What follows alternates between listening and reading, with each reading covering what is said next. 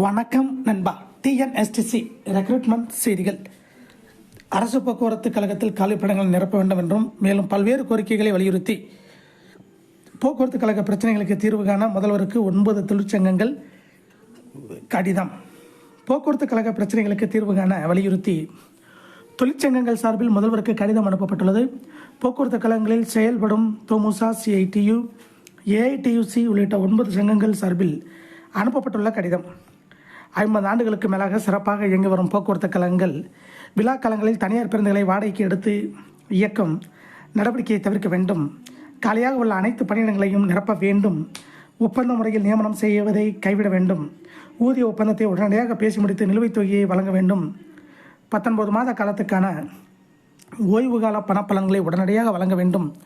ஓய்வு பெற்ற ஊழியர்களுக்கு அகவிலைப்படி உயர்வு, மருத்துவ காப்பீடு வழங்க வேண்டும்.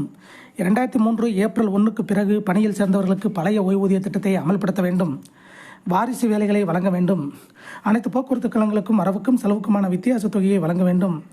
போக்குவரத்து கழக வரன்முறை தொடர்பாக அதிமுக ஆட்சியில் பிறப்பிக்கப்பட்ட அரசாணைகளை ரத்து செய்ய வேண்டும். இந்த தீர்மானங்களில் குறிப்பிட்டுள்ள பிரச்சனைகளில் தலையிட்டு கோரிக்கைகளுக்கு விரைந்து தீர்வு காண வேண்டும் என அதில் தெரிவிக்கப்பட்டுள்ளது.